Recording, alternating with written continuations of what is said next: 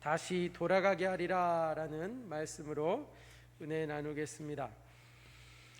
예레미야 이제 뒷부분은요 46장부터 오늘 50장 또 51장까지의 내용을 쭉 살펴보면 이방 국가들 이스라엘을 둘러싸고 있었던 그 10개의 나라들을 향한 하나님의 심판의 말씀이 임한 내용입니다.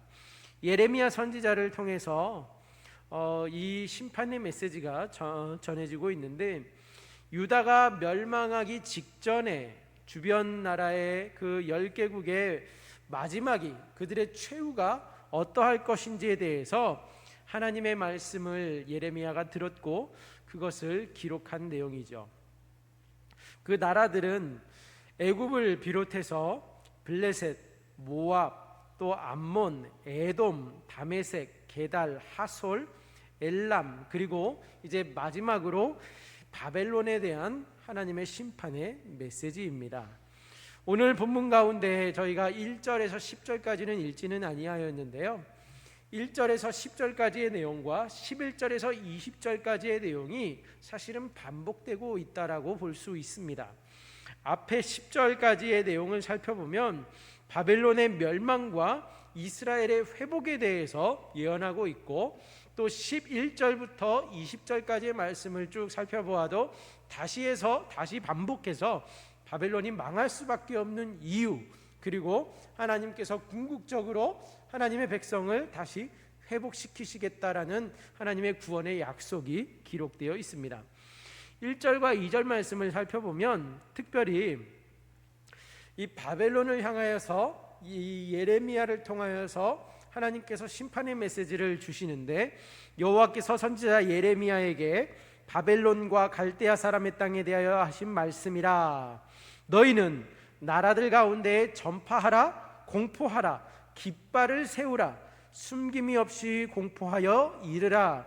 바벨론이 함락되고 벨이 수치를 당하며 무로닥이 부스러지며 그 신상들은 수치를 당하며 우상들은 부스러진다 하라. 이러한 심판의 메시지가 구체적으로 기록되어 있습니다. 지금 1절에서 말하고 있는 바벨론과 갈대아는요, 바벨론과 갈대아 사람을 언급하고 있는데 사실 같은 말을 하고 있습니다. 바벨론은 나라의 이름이고요, 갈대아 사람은 민족의 이름을 가리키고 있습니다.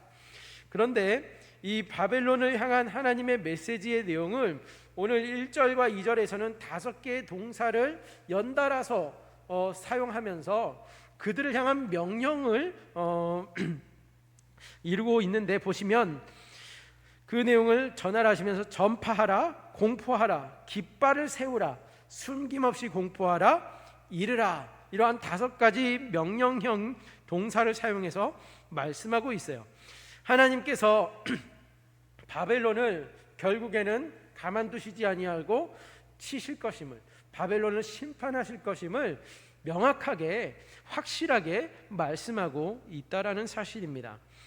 그러면서 2절의 하반절에 가서 보면은 바벨론이 함락되고 벨이 수치를 당하며 무로닥이 부스러지며, 지금 벨과 무로닥이 언급되고 있습니다. 근데 여기서 말하고 있는 벨은요, 우상을 가리키죠. 이 바벨론에서 섬기고 있던 신의 이름이 벨입니다. 그리고 무로닥 역시 우리가 또 다른 곳에서는 마르둑이라고 들어서 알고 있는, 같은 이 바벨론에서 최고의 신으로 여겨졌던 마르둑을 이야기하고 있는데, 마르둑의 또 다른 이름이 벨입니다. 같은 신을 말하고 있어요.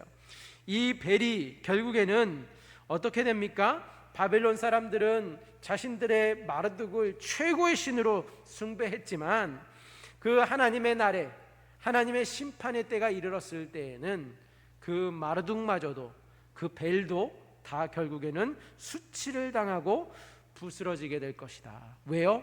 이들은 신이 아니라 우상에 불과하기 때문이죠. 결국에 하나님의 심판 앞에 바벨론의 그 위대한 신 벨도, 마르둑도 아무런 힘을 발휘하지 못하고 아무런 도움을 주지 못할 것이다 라는 말씀을 선포하고 있습니다. 이어서 4절도 5절도 보시면 여호와의 말씀이니라 그날 그때에 이스라엘 자손이 돌아오며 유다 자손도 함께 돌아오되 그들이 울면서 그 길을 가며 그의 하나님 여호와께 구할 것이며 그들이 그 얼굴을 시온으로 향하여 그 길을 물으며 말하기를 너희는 오라 잊을 수 없는 영원한 언약으로 여호와와 연합하라 하리라. 지금 이 4절과 5절 말씀을 보면 하나님의 구원의 약속, 하나님의 회복의 말씀이 선포되고 있죠. 바벨론 사람들에게 이 심판의 날이 임하였는데 바벨론에게는 심판의 날이지만 하나님의 백성에게는 무슨 날입니까? 구원의 날이라는 사실입니다.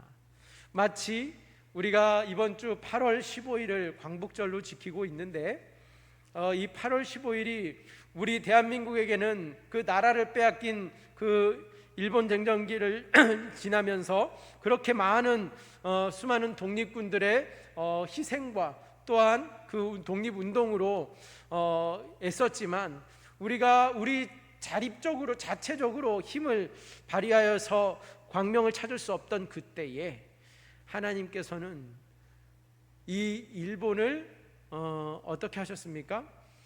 일본의 그 두 개의 원자폭탄이 떨어지면서 결국에 그들이 항복을 하면서 8월 15일을 기점으로 2차 세계전쟁이 마치게 되었습니다. 그러면서 대한민국은 자연스럽게 광명을 찾게 된 날이죠. 그래서 우리는 광복절을 기억할 때마다 정말 하나님의 그 놀라우신 섭리 가운데 우리 민족을 향한 하나님의 구원의 계획을 우리가 여기에서 고백할 수밖에 없습니다. 지금도 계속해서 러시아와 우크라이나 간에 2년 넘는 시간 동안 전쟁이 펼쳐지고 있습니다. 여러분 요새 뉴스를 보셨는지 모르겠는데 최근에 우크라이나가 지금 러시아 본토로 한 1000km 안까지 들어가서 공격을 하고 있습니다.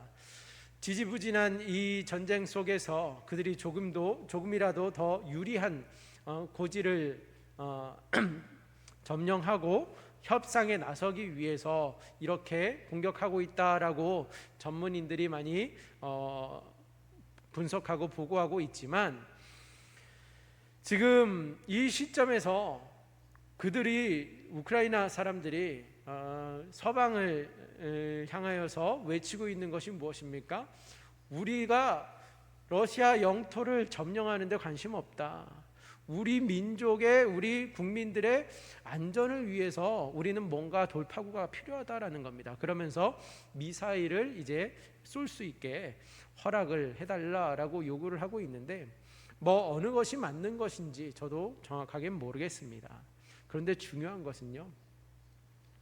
지금 이들이나 우리 한국이 일본 쟁점기에 있었을 때나 모든 역사 가운데 지금 모든 역사를 주관하고 계시는 분은 하나님이시다라는 사실입니다. 하나님께서 하루속히 빨리 그 땅 위에도 평화를 가져오실 수 있기를 우리는 기도해야 합니다. 지금 바벨론이라고 하는 강국에 포로로 잡혀간 이스라엘이 아무런 희망이 없이 포로로 끌려가서 돌아올 기미가 보이지 않고 자력으로는 돌아와서 나라를 회복할 수 없는 이스라엘이었지만 이들에게 하나님께서는 또 하나님의 역사 속에서 하나님의 섭리 가운데 그들에게 구원을 준비하고 계셨습니다. 예레미야 선지자를 통해서 70년의 시간이 끝날 때에 고레스 칙령을 통하여 돌아오게 하실 것을 말씀하셨는데 이들은 그 70년이라고 하는 시간이 결코 짧지 않은 시간이었기에 기다려야 했습니다. 기다리는 가운데 자신들은 자력으로 돌아갈 미래가 보이지 않았습니다. 다시 돌아갈 수 있을 것이라고 꿈꾸는 자들이 그리 많지 않았습니다. 그런데 하나님께서는 뭐라고 말씀하십니까? 오늘 4절 말씀해 보니까 여호와의 말씀이니라 그날 그때에 이스라엘 자손이 돌아오며 유다 자손도 함께 돌아오되 그들이 울면서 그 길을 가며 그의 하나님 여호와께 구할 것이며 그들이 그 얼굴을 시온으로 향하여 예루살렘을 가리키고 있죠. 그 길을 물으며 말하기를 너희는 오라 잊을 수 없는 영원한 언약으로 여호와와 연합하라 하리라. 그렇습니다. 역사를 주관하시는 하나님께서는 하나님의 때에 하나님의 방법으로 바벨론이라고 하는 강대국마저도 하나님께서는 심판하시고 결국에 이스라엘에게 구원을 베풀어 주신다라는 말씀입니다. 바벨론에게는 심판의 날이지만 하나님의 백성들에게는 구원의 날이 된 것입니다. 그런데 오늘 말씀의 4절 5절 말씀에 보면 자세히 보니까 이스라엘 자손과 유다 자손이 함께 돌아올 것이다 말하고 있어요. 여기서 돌아온다라는 말은요, 사실 두 가지 의미로 이해할 수 있습니다. 하나는 그들이 고향 땅으로 다시 돌아오게 될 것이다, 영토를 다시 회복하게 될 것이다, 그렇게 이해할 수도 있고요. 또 하나는 조금 더 깊은 의미로 보았을 때에는 그들이 멀어졌던, 그들이 떠났던 하나님께로부터 멀어졌던 그들이 다시 하나님 품으로 돌아오게 될 것이다. 그들이 진정한 회복은 하나님 품에서 다시 누리게 될 것이다 라는 그러한 말씀, 그러한 의미를 가지고 있다고 볼 수 있습니다. 또 이 4절에서 볼 수 있는 것처럼 이스라엘 자손과 유다 자손을 구별해서 언급하고 있는 것을 볼 때에 이들이 함께 돌아오게 될 것을 말씀하고 있습니다. 이스라엘 자손들은 북이스라엘을 가리키죠. 주전 722년에 아수르에 의해서 이미 망하고 그들은 흔적이 사라진 지 오래입니다.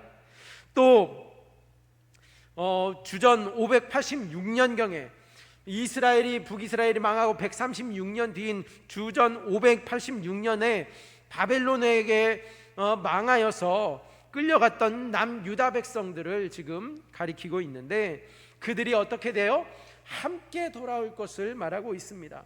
함께 돌아온다라는 것은 무슨 말입니까? 하나님의 백성의 그 나라가 서로 망한 때도 다르고 또 아수르에 망해서 흔적이 사라진 북이스라엘이라 할지라도 70년 전에 이미 폐허가 되고 그들이 바벨론에서 정착하여서 살면서 정체성도 희미해진 이 남유다 백성을 하나님께서는 이들에게 솔로몬 왕국 이후로 나뉘어졌던 이 이스라엘을, 북이스라엘과 남유다를 더 이상 서로 대적하는 관계가 아니라 이제 형제 나라로, 형제 관계로 회복되고 있음을 의미하고 있는 것입니다. 그래서 그들이 함께 돌아오게 될 것을 말씀하고 있는 것이죠. 이것이 어찌 보면 하나님께서 이 포로 생활을 통하여서 70년이라고 하는 고난의 시간이었지만, 포로 시간이 결코 가벼운 시간은 아니었지만 남유다와 북이스라엘이 형제로서 다시 돌아와 하나가 되는 그러한 유익을 가져다 준 은혜가 아닌가 싶습니다. 그러면서 오늘 말씀에 읽었던 11절 말씀에 바벨론이 어떻게, 왜 망할 수밖에 없는지 그 이유를 말씀하고 계시는데 11절에 보니까 나의 소유를 노략하는 자여 너희가 즐거워하며 기뻐하고 타작하는 송아지같이 발굽을 구르며 군마같이 우는도다 했어요. 지금 바벨론을 뭐로 비유하고 있는가 보니까 나의 소유를 노략하는 자다, 하나님의 것을, 하나님의 백성을 노략하는 자라고 말씀하면서 무엇에 비하고 있는가 보니까 타작하는 송아지라고 말하고 있습니다. 송아지를 보면은요, 보통 그 타작할 때에 밑에 떨어져 있는 것을 어떻게 합니까? 계속 먹죠. 근데 사실 그 농사 짓는 소에게는 입에 멍에를 두지 않습니다. 이유는 수고하는 만큼 먹도록 내버려 두는 것이죠. 그런데 오늘 말씀에는 이 바벨론이라고 하는 송아지는요, 정말 탐욕이 끝이 없어서 먹고 먹는데 끝이 없다라는 겁니다. 뿐만 아니라 남은 곡식은 아무도 못 쓰게, 자기도 못 먹고 남도 못 먹게 발굽으로 막 굴려서 망쳐버리는, 아무도 먹지 못하게 만드는 그러한 모습을 묘사하고 있습니다. 그러면서 군마처럼 소리 질렀다라고 말하고 있는데, 이것은 이들이 말을 타고 사람들을 살육하는 이 바벨론의 군대가 그들이 소리를 지르며 즐겼다라는, 그 살육을 즐겼다라는 것을 하나님께서는 지적하고 있는 것입니다. 그러한 바벨론을 향하여서 하나님께서는 몰라라 하지 아니하시고 오늘 말씀 속에서 그들에게 심판을 예고하십니다. 그러면서 마지막에 20절 말씀도, 오늘 20절 말씀에 보니까 이스라엘을 향한 하나님의 그 구원의 약속을 다시 한번 반복해 놓고 있죠. 20절에 보니까 여호와의 말씀이니라. 그날 그때에는 이스라엘의 죄악을 찾을지라도 없겠고 유다의 죄를 찾을지라도 찾아내지 못하리니 이는 내가 남긴 자를 용서할 것임이라. 아멘. 하나님의 때가 되면 하나님께서 죄를 모두 용서해 주셨기 때문에 더 이상 하나님의 백성들의 죄를 그 누구도 더 이상 찾을 수가 없게 될 것이다 말씀하시는데, 그래서 조상들이 하나님의 은혜로 출애굽하였던 것처럼 이 후손들 역시 바벨론으로부터 그들이 탈출하게 될 것이다 라는 것을 말씀하고 있습니다. 오늘 본문에서 바벨론은 무너지고 유다가 궁극적으로 회복될 것을 예언하셨습니다. 이 말씀을 받을 때 당시에 이 독자들은요, 이 예레미야의 그 예언을 받았던 사람들은요, 사실 바벨론이 망해? 이것은 있을 수 없는 일이야 라고 생각할 수밖에 없었습니다.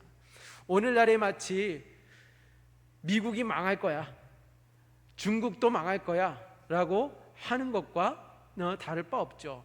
그러한 강대국이 어떻게 하루아침에 무너지기를 기대할 수 있겠습니까? 다른 나라는 몰라도 미국은 멀쩡할 거다, 다른 나라는 몰라도 중국은 무너질 일이 없다 라고 우리는 쉽게 생각할 수밖에 없습니다. 이 역시 바벨론이라고 하는 그 제국은, 그 강대국은 그 누구도 그들이 하루아침에 무너지게 될 것이라고는 예상할 수 없었습니다. 그러나 하나님께서는 역사의 주관자가 되시는 하나님이십니다. 그 어떠한 제국도, 그 어떠한 나라도 하나님의 그 역사 속에서 그들은 피해갈 수 없습니다. 이스라엘의 패망도 또 아수르마저 쓰러뜨린 나라가 바벨론이었기에 바벨론이 강대국처럼 보였지만, 바벨론이 그들의 힘으로 모든 주변 국가들을 누르고 이긴 것처럼 보였지만, 사실 배후에는 역사하고 계시는 분이 하나님이셨다라는 사실을 예레미야를 통해서 우리에게 다시 한번 상기시켜주고 있습니다. 하나님께서 바벨론의 손을 들어서 아수르를 멸망시키셨다면 하나님의 징계 도구로 사용되었던 바벨론마저도 이 아수르처럼 멸망시키시는 것은 하나님의 몫이라는 겁니다. 하나님이 원하시면, 하나님이 뜻하시면 얼마든지 그렇게 하실 수 있다라는 겁니다. 그 이유도 아수르가 그들이 교만하여 망하였던 것처럼 바벨론 역시 자기의 본분을 잊고 하나님처럼 높아져서 교만하게 행동했기에 하나님께서는 바벨론을 심판하신다 말씀하십니다. 하나님께서는 때로는 세상 권력을 통해서 하나님의 백성들마저도 징계하시지만, 세상 권력이 교만하게 행동한다면 그 세상 권력도 하나님께서는 뿌리째 뽑아놓으시는 하나님이십니다. 오늘 우리는 하나님의 역사 속에 있음을 기억하고 하나님의 일하심 속에서 아무리 우리가 처한 상황이 희망이 없고 미래가 보이지 않는다 할지라도 하나님 우리에게 주시는 말씀이 있다면 그 약속의 말씀을 믿고 굳게 붙잡아서 하나님의 때를 기다리는 가운데 겸손하게 하나님의 말씀에 순종함으로 하나님의 일하심을 목도할 수 있는 저와 여러분이 되시기를 주님의 이름으로 축복합니다. 결국 하나님께서는 하나님의 뜻을 이루십니다. 그들로 하여금 돌아오게 하실 분이 하나님이십니다. 그 누구도 예상하지 못했다 할지라도, 그 누구도 이스라엘이 다시 예루살렘으로 돌아올 것이라 믿지 않았다 할지라도 하나님께서는 이미 예레미야를 통하여 바벨론을 향한 심판과 이 유다를 향한 회복의 메시지로 우리에게 말씀하고 계십니다. 역사의 주관자 되시는 하나님을 오늘도 신뢰하면서 그 말씀 붙들고 나아가는 저와 여러분이 되시기를 주님의 이름으로 축복합니다. 하나님